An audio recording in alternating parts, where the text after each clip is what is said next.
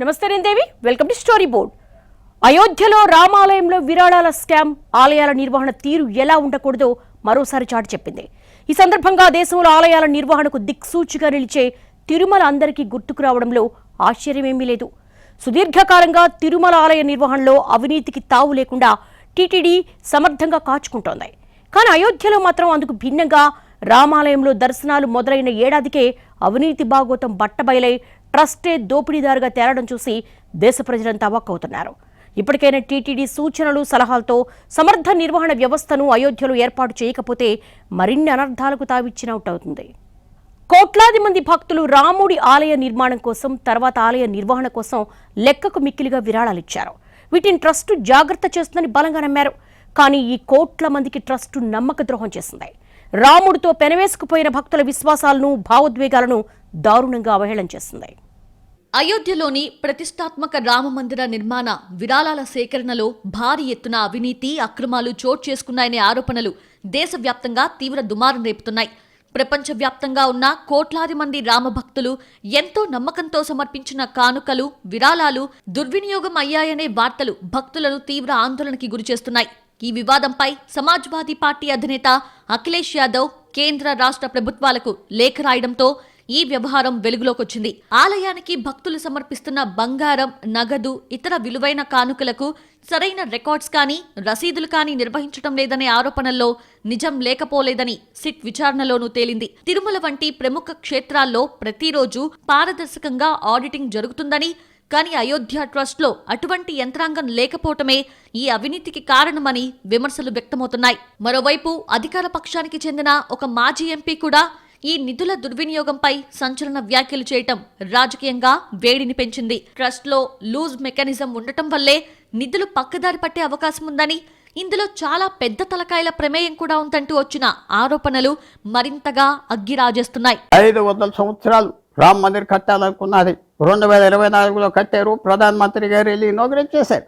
కనపడేది ఏంటంటే దాని తర్వాత ఎవరికి అప్పచెప్పారు రన్ చేయటం ఎవరికి తెలియదు. సామాన్యులకు అప్పచెప్పి హిందువులకి టెంపుల్ వాళ్ళే రన్ చేసుకోమని ఒక పెద్ద స్లోగన్ ఉన్నది కాబట్టి అనామకులకు అప్పచెప్పారా, బ్యాక్గ్రౌండ్ తెలియని వాళ్ళకి అప్పచెప్పారు. అంత పెద్ద మందిరంలో వచ్చిందంత అడ్మినిస్ట్రేషన్ లేదు, ఎవరు ఆఫీసర్ లేదు, బాధ్యత గలవాళ్ళు లేరు, ఐడి లేవు, ఎక్కడ రూల్ ప్రకారంగా ఏం చేయలేదు, రిజిస్ట్రేషన్ లేదు. ఆరోపణలు ఎదుర్కొంటున్న ట్రస్ట్ కార్యదర్శి చంపత్ రాయ్తో పాటు మరో ముఖ్య ప్రతినిధి శుక్లాను పదవుల నుంచి తప్పుకోవాలని యూపీ సీఎం యోగి ఆదిత్యనాథ్ ఆదేశించారు. దీంతో వారు తమ పదవులకు రాజీనామా చేయగా ఈ కేసులో ఇప్పటి వరకు 8 మందిని సిట్ అధికారులు అరెస్ట్ చేసి రిమాండ్కు తరలించారు. సిట్ అధికారులు జరిపిన సోదాల్లో విస్తుపోయే నిజాలు బయటపడ్డాయి. ట్రస్ట్లోని కొందరు ఉద్యోగుల ఇళ్లపై జరిగిన దాడుల్లో భారీగా నగదు లభ్యమైంది.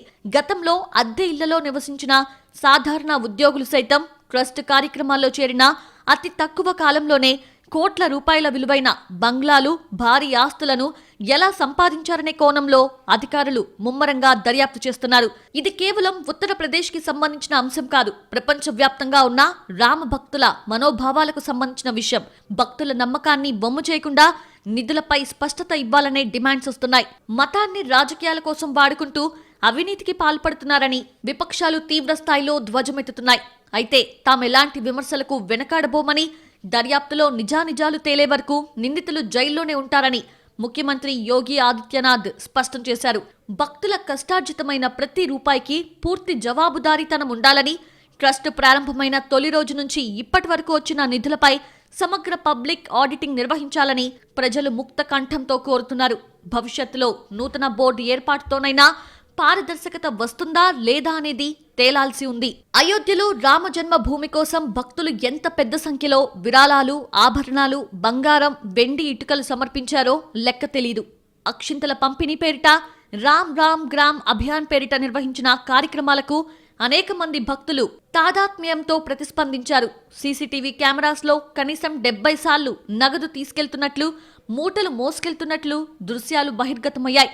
సిబ్బంది కొందరు కావాలనే కెమెరాలకు అడ్డుగా నిలుచొని హుండీల నుంచి నగదు కాజేసే దృశ్యాలు రికార్డు కాకుండా చేశారని సిట్ తేల్చింది.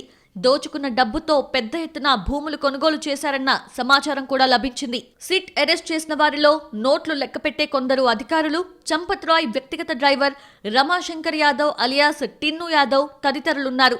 కానీ బాధ్యత వహించాల్సిన చంపత్ రాయ్, ట్రస్టీ అనిల్ మిశ్రాలు కేవలం రాజీనామాలు చేశారు. అనిల్ మిశ్రా అయోధ్యలో అధునాతన సౌకర్యాలతో 3 అంతస్తుల బ్రహ్మాండమైన బంగళాను నిర్మించుకున్నారని వార్తలొచ్చాయి. నిజానికి అయోధ్యలో కోట్ల రూపాయల రియల్ ఎస్టేట్ వ్యవహారాలు నడిపిన అలోక్ బన్సల్, ఆయన సతీమణి శివానీ బన్సల్, చందన్ రాయ్ బన్సల్, మనీష్ బన్సల్ తదితరులు చంపత్ రాయ్ బంధువర్గీయులే. సిట్ స్వాధీనం చేసుకున్న అనేక భూమి కొనుగోళ్ల పత్రాలు మీడియాకు చేరాయి. అయోధ్యలో రామాలయ నిర్మాణంతో లేదా ప్రతిష్టతో బీజేపీ బాధ్యత తీరిందా? ప్రజలు వారిపై ఉంచిన విశ్వాసాన్ని తర్వాత నిలబెట్టుకోవాల్సిన అవసరం లేదా?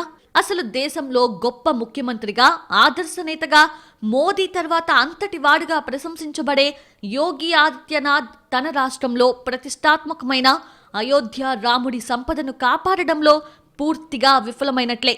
ఏదో చిన్న ఉద్యోగులను బలి చేసినంత మాత్రాన న్యాయం జరగదు.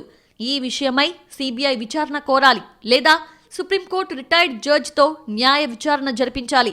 అసలు ఎన్ని కోట్ల విలువైన సంపద చోరీకి గురైందో లెక్క తేలాలి. అది తిరిగి సదరు వ్యక్తుల నుంచి రాబట్టాలి. శ్రీరామ జన్మభూమి తీర్థక్షేత్ర ట్రస్ట్ ప్రక్షాళన జరగాలి. దానిలో సాధువులకు, కరసేవకులకు, విశ్వ హిందూ పరిషత్ సభ్యులకు, ఇంకా ఆర్ఎస్ఎస్ కార్యకర్తలకు, నేతలకు కాకుండా గతంలో బాధ్యతాయుతమైన పదవులు అలంకరించిన వ్యక్తులను ట్రస్టీలుగా నియమించాలి. దేవుడి సంపదకు కస్టోడియన్లుగా ఉండవలసిన ట్రస్ట్ సభ్యులు తమ దగ్గర వారిని ఉద్యోగాల్లో నియమించుకొని నిధులను, నగలను తరలించుకుపోయారని స్పష్టమవుతోంది. ఈ చోరీ వెనుక ఉన్న పెద్ద తలకాయలెవరో బయటకు రావాలి. తిమింగలాలను వదిలి చిన్న చేపలను చిక్కించుకుంటున్నారు. సిట్ నివేదిక ప్రకారం 8 మందిని అరెస్ట్ చేసినా మరో 150 మందిని కూడా ఆ నివేదిక అనుమానించడం గమనంలోనికి తీసుకోవాలి. సీసీటీవీ ఫుటేజ్ ధ్వంసం చేశారు, లేదా కెమెరా కన్నుగప్పి నగదు దొంగిలించారు. టాయిలెట్స్ లో కూడా దాచుకున్నారు. నోట్ల కట్టల్లో ఎక్కువ నోట్లు పెట్టి ఆలయ ప్రాంగణం దాటిన తర్వాత ఆ ఎక్కువగా ఉన్న నోట్లను తమ ఖాతాలో వేసుకున్నారు. వెండి ఇటుకలకు లెక్కలేదు, రసీదివ్వలేదు. సదరు వ్యక్తుల ఇళ్లలో వారి ఆదాయానికి మించిన ఆస్తులను కనుగొన్నారు. ఇది కేవలం ఆ చిన్న ఉద్యోగుల దురాశతో కూడిన హస్తలాఘవమా, లేక వారి పెద్దల అండదండలతో ఈ పనికి పూనుకున్నారా అనేది విచారణలో తేలాల్సిన అంశం. భక్తుల మనోభావాలను దెబ్బతీసే ఈ విధమైన దుర్మార్గాలను ప్రభుత్వాలు అరికట్టాలి. దేవుడికే శటకోపం పెడితే ప్రజలెలా సహించాలి? దోషులు ఎంతటి వారైనా, ఏ స్థాయిలో ఉన్నా వారిని శిక్షించి తీరుతాం లాంటి భారీ డైలాగ్స్ చాలా కాలం నుండి వింటున్నాం. ఏ దోషి కూడా శిక్షించబడ్డ దాఖలాలు లేవు. నేడు అయోధ్య రాముడి నగలు కూడా మాయమవుతాయా? ఈ విధంగా దేవుళ్ల సొమ్ము కైంకర్యం చేయటం మామూలైపోయింది. హే రామ్, ఇక నిన్ను నువ్వే కాపాడుకోవాలి. శ్రీరామ జన్మభూమిలో చోరీకి పాల్పడిన వారికి శ్రీకృష్ణ జన్మస్థానానికి పంపడమే సరియైన శిక్ష. భవిష్యత్తులో ఇలాంటి ఘటనలు పునరావృతం కాకుండా చూడాలి. అయోధ్య ఆలయం మిగతా ఆలయాల్లాంటిది కాదు. ఈ దేశానికి అత్యంత ఆరాధ్యుడైన రాముడు కొలువై ఉన్న ఆలయంలో జరిగిన స్వామి ద్రోహాన్ని ఎవరూ జీర్ణించుకోలేకపోతున్నారు.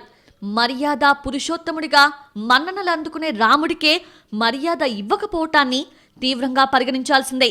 ఇప్పుడు జరుగుతున్న సిట్ విచారణపై కూడా లెక్కలేనన్ని సందేహాలు ముసురుకోవటం ఎవరికీ మంచిది కాదు.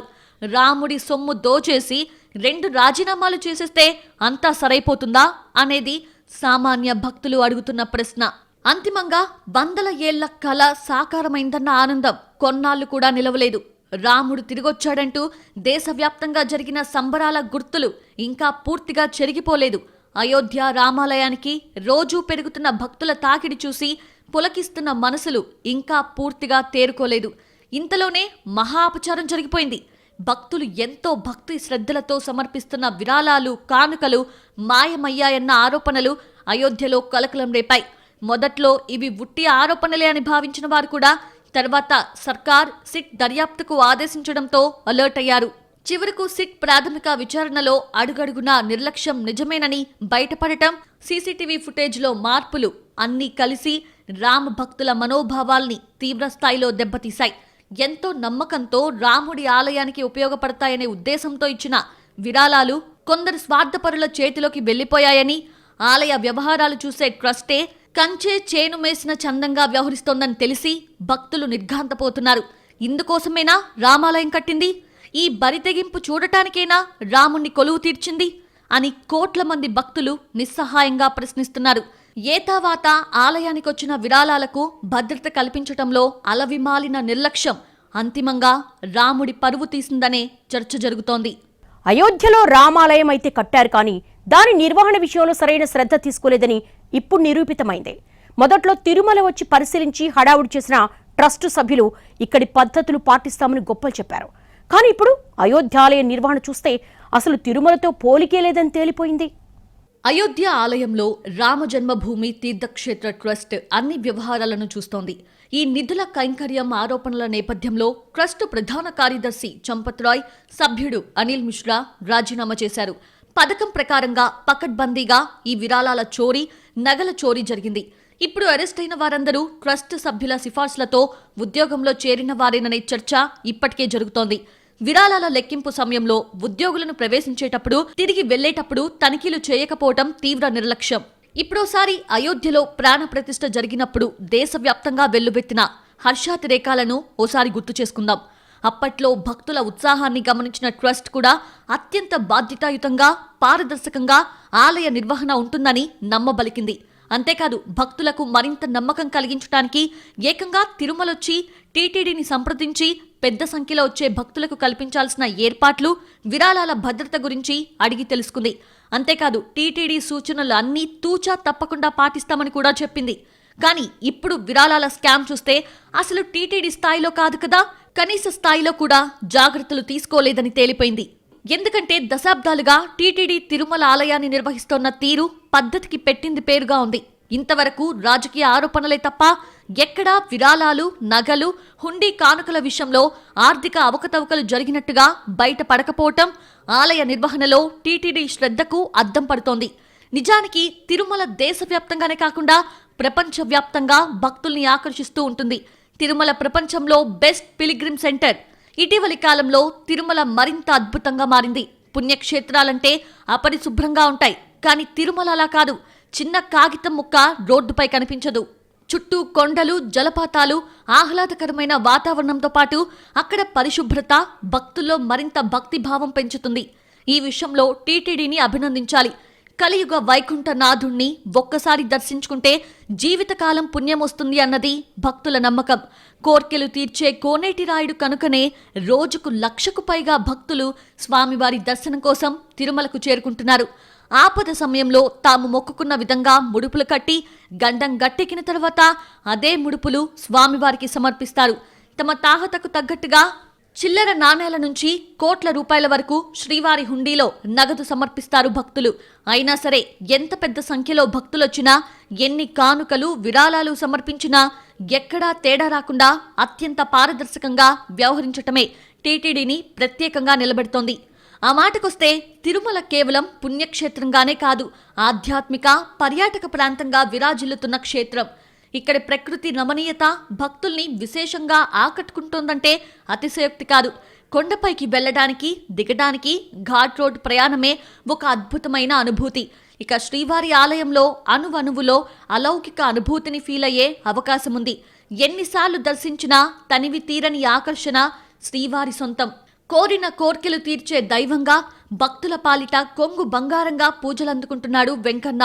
తిరుమలకు ప్రతిరోజు ఎక్కువ మంది భక్తులు రావటమే విశేషం కాదు, రిపీట్ యాత్రికులు ఎక్కువగా వచ్చే పుణ్యక్షేత్రం కూడా తిరుమలే అనుకోవచ్చు. ఒక్కసారి తిరుమల వస్తే పదే పదే వెళ్లాలనుకుంటారు భక్తులు. భక్తుల్ని సూదంటు రాయిగా ఆకర్షిస్తోంది తిరుమల. అలా ఆకట్టుకునేలా ఆలయ నిర్వహణలో టీటీడీ చాలా జాగ్రత్తలు తీసుకుంటోంది. కొండ దిగి వెళ్లే ప్రతి భక్తుడి దగ్గర ఫీడ్బ్యాక్ తీసుకునే వ్యవస్థను కూడా టీటీడీ పకడ్బందీగా అమలు చేస్తోంది. అంతేకాదు ఎప్పటికప్పుడు భక్తుల సూచనల్ని కూడా అమల్లో పెడుతూ ఆలయ నిర్వహణ విషయంలో ఎక్కడా తేడా రాకుండా జాగ్రత్త పడుతోంది. ఆగమ శాస్త్రం ప్రకారం శ్రీవారి పవిత్రతకు భంగం లేకుండా నిత్య పూజలు, కైంకర్యాలు, ఉత్సవాల విషయంలో అర్చకులతో సమన్వయం చేసుకుంటుంది టీటీడీ బోర్డు. టీటీడీ బడ్జెట్ 3,000 కోట్ల రూపాయలు దాటింది. ఓ ఆధ్యాత్మిక క్షేత్రానికి ఇన్ని వేల కోట్ల రూపాయలు ఆదాయం రావటమే ఓ రికార్డ్. టీటీడీ తిరుమల ప్రధాన ఆలయంతో పాటు ఉపాలయాల్లో జరిగే సేవల్ని వైభవంగా నిర్వహిస్తుంది. దేశవ్యాప్తంగా ఎన్నో ఆలయాల్ని దత్తత తీసుకుంటోంది. లడ్డూ ప్రసాదాలు, దర్శనం టికెట్స్, ఆర్జిత సేవల టికెట్స్, తలనీలాలు, అద్దె గదుల బుకింగ్, ఇలా పలు మార్గాల్లో టీటీడీకి ఆదాయం వస్తోంది. ఇవన్నీ కాకుండా విరాళాల రూపంలో కోట్ల రూపాయలు వస్తాయి. టీటీడీ సిబ్బంది కూడా భక్తి భావంతో, అంకిత భావంతో భక్తులకు సేవలు అందిస్తూ ఉంటారు. ప్రభుత్వాలు మారినా, బోర్డులు మారినా, సిబ్బంది మారినా తిరుమల ఆలయ నిర్వహణలో మాత్రం అత్యున్నత ప్రమాణాలు కంటిన్యూ అవుతున్నాయి. నిర్దిష్టమైన వ్యవస్థ, నియమాలు, కట్టుబాట్లే దీనికి ప్రధాన కారణం. టీటీడీకి ఆలయ మర్యాదలు కాపాడే విషయంలో భక్తుల నుంచి కూడా మంచి తోడ్పాటు ఉంటుంది. అలా భక్తుల భాగస్వామ్యం కూడా ఉండేలా మొదటి నుంచి టీటీడీ ప్రత్యేక శ్రద్ధ పెట్టింది. ఇవన్నీ తిరుమలకు మాత్రమే ప్రత్యేకమైనవి. గతంలో మాదిరిగా కాకుండా ఇప్పుడు ప్రపంచవ్యాప్తంగా శ్రీవారి ఆలయాలు ఏర్పాటయ్యాయి. అయినా సరే తిరుమలకున్న ఆకర్షణ పెరుగుతోంది కానీ తగ్గడం లేదు. ఇది ఖచ్చితంగా శ్రీవారి ఆశీర్వాద బలమే అనుకోవాలి. ఏతావాత తిరుమల ఆలయ నిర్వహణను టీటీడీ కేవలం విధి నిర్వహణగా కాకుండా శ్రీవారికి చేసే సేవగా భావిస్తోంది. కానీ అయోధ్యలో ట్రస్ట్కి ఈ అంకిత భావం కరువైందని ప్రత్యేకంగా చెప్పాల్సిన పని లేదు. అంతేకాదు టీటీడీలో ఉద్యోగులందరి గుర్తింపుకి, రిక్రూట్మెంట్కి ప్రత్యేకమైన కట్టుదిట్టమైన వ్యవస్థ ఉండాలి. కేవలం టీటీడీకే ప్రత్యేకంగా విజిలెన్స్ విభాగం కూడా ఉంది. ఎప్పటికప్పుడు జరిగే విజిలెన్స్ తనిఖీలు అవినీతికి తావు లేకుండా చూస్తాయి. అంతకంటే ముందు హుండీ విరాళాల లెక్కింపు, కానుకల మదింపులో పనిచేసే సిబ్బందిని ఎప్పటికప్పుడు మారుస్తూ వారిపై నిరంతర పర్యవేక్షణ చేస్తూ టీటీడీ ఎక్కడా అవకతవకలు జరగకుండా చూసుకుంటోంది. కానీ అయోధ్య రామాలయంలో మాత్రం ట్రస్ట్ భక్తుల విరాళాల్ని సొంత సొమ్ముగా భావించి స్వాహా చేసేసింది. అంతేకాని కోట్లాది మంది భక్తుల విశ్వాసాలు, నమ్మకాలతో ఆడుకుంటున్నామనే విషయాన్ని ఉద్దేశపూర్వకంగా విస్మరించింది. ఇప్పటికైనా ట్రస్ట్ ప్రక్షాళన సమయంలో టీటీడీని మార్గదర్శకంగా తీసుకొని ఇక్కడ విధానాలు అవలంబిస్తే మరోసారి ఇలాంటి అపఖ్యాతి రాకుండా ఉంటుంది అనడంలో అతిశయోక్తేమీ లేదు. అయోధ్యలో రామాలయం నిర్మించగానే ప్రపంచవ్యాప్తంగా ఉన్న కోట్లాది మంది భక్తుల హృదయాలు పులకించిపోయాయి. తద్వారా అది ప్రపంచ స్థాయి పర్యాటక గమ్యస్థానం అయ్యే అవకాశం సహజంగానే ఉంది. కానీ ఆ కోణంలో ఆలయ అభివృద్ధి, మౌలిక సదుపాయాలపై ట్రస్టు దృష్టి పెట్టలేదు. అందుకే ఆలయం కట్టి ఏడాదైన తర్వాత కూడా అయోధ్య ఓ కుగ్రామంగానే మిగిలిపోయింది. ఈ విషయంలోనూ టీటీడీని ఆదర్శంగా తీసుకోవాల్సిన అవసరం చాలా ఉంది. అయోధ్యలో విరాళాల స్కామ్ కి ఆలయ నిర్వహణలో ట్రస్ట్ అలసత్వమే కారణమని తేటతెల్లమైంది. ఈ తరుణంలో దశలవారీగా అభివృద్ధి చెందుతూ ప్రస్తుతం దేశంలో ఆలయాల నిర్వహణకు దిక్సూచిగా నిలిచిన తిరుమల ఆలయం గురించి, అందుకు టీటీడీ తీసుకున్న చర్యల గురించి ఖచ్చితంగా మాట్లాడుకోవాలి. ఇక్కడ అయోధ్యకు సహజంగానే ప్రపంచ స్థాయి ఆకర్షణ ఉంది. కాస్త శ్రద్ధ పెడితే అయోధ్య రామాలయం కారణంగా అయోధ్య ప్రపంచ పటంలో చేరేది. పనిలో పనిగా యూపీ సర్కార్కు పెద్ద ఎత్తున ఆదాయం కూడా వచ్చేది. కానీ ఆ దిశగా శ్రద్ధ పెట్టని విషయం క్లియర్గా కనిపిస్తోంది. రామాలయం నిర్మాణం తర్వాత ఎయిర్పోర్ట్ పేరుతో హడావిడి చేసి మొదట్లో కొన్ని విమానాలు నడిపారు. ఆ తర్వాత కొన్నాళ్లకే విమానాలు మాయమైపోయాయి. ప్రస్తుతం అయోధ్య పరిస్థితి చూస్తే ఆలయ నిర్మాణం తర్వాత కూడా ఊరేం పెద్దగా మారలేదు. కనీసం ఆలయ పరిసరాల్లో మౌలిక సదుపాయాలు కూడా అనుకున్నంతగా ఏర్పాటు కాలేదు. దీంతో అయోధ్య రామాలయాన్ని చూడాలనే కుతూహలంతో దూర ప్రాంతాల నుంచి వచ్చిన భక్తులకు తీవ్ర నిరాశే కలిగింది. ట్రస్ట్కి సొంత ఆలోచన ఎలాగూ లేదు. కనీసం వచ్చే భక్తుల నుంచైనా సలహాలు, సూచనలు తీసుకుందామనే ఆలోచన అసలే రాలేదు. ఆలయంలోకి దర్శనాలు ప్రారంభమైనప్పుడు మొదట్లో కొందరు భక్తులు తిరుమలలో ఆలయ నిర్వహణ తీరుని, టీటీడీ తీసుకునే జాగ్రత్తల్ని ఉదాహరిస్తూ అందులో 10వ వంతు చేసిన అయోధ్య ఊహించని స్థాయిలో అభివృద్ధి చెందుతుందని, రామాలయానికి మరింత వన్నె వస్తుందని చెప్పారు. కానీ వారి మాటల్ని పట్టించుకున్న వారే కరువయ్యారు. అందుకే ఇప్పుడు ఈ దురవస్థ. తిరుమల ఇప్పుడు ఈ స్థాయికి చేరిందంటే అక్కడేం అద్భుతం జరగలేదు. ఒక్క రోజులో అంతా సాకారం కాలేదు. దాని వెనుక టీటీడీ నిరంతర శ్రమ, ముందు చూపు ఉన్నాయి. టీటీడీ మొదటి నుంచి అప్పుడొచ్చే భక్తుల సంఖ్యకు అనుగుణంగా ఎప్పుడూ నిర్ణయాలు తీసుకోలేదు. ఎప్పుడు బోర్డు మీటింగ్ జరిగినా ప్రస్తుత అవసరాలను చూసుకుంటూనే భవిష్యత్తు గురించి కూడా ఖచ్చితంగా ప్రణాళికలు రచిస్తోంది. కానీ అయోధ్యలో వర్తమానంలో వచ్చే భక్తులు, వారిచ్చే కానుకల గురించి కూడా ఆలోచన చేయకుండా పరిస్థితి ఇక్కడి దాకా తెచ్చుకున్నారు. అలాగే తిరుమల ఆలయ నిర్వహణలో ఎప్పటికప్పుడు టీటీడీ కొత్త పద్ధతులకు పెద్దపీట వేస్తూనే ఉంది. ఉన్న పద్ధతి బాగున్నా బాగాలేకున్నా మరింత మెరుగ్గా ఏం చేయగలమా అని నిరంతరం ఆలోచిస్తుంది. ఆ ఆలోచన మథనంలో భక్తులకు కీలక పాత్ర పోషించే అవకాశం ఎప్పుడూ ఇస్తోంది. అసలు టీటీడీ ఎప్పుడూ ఆలయ నిర్వహణ కేవలం తమ బాధ్యత మాత్రమేనని, అందులో భక్తులకు పాలు పంచుకునే అవకాశం లేదని అనుకోలేదు. అలా ఉండబట్టే తిరుమల ఆలయ నిర్వహణకు సంబంధించి ఇంతవరకు ఎవరూ వంకపెట్టే అవకాశం లేకుండా చేయగలిగింది.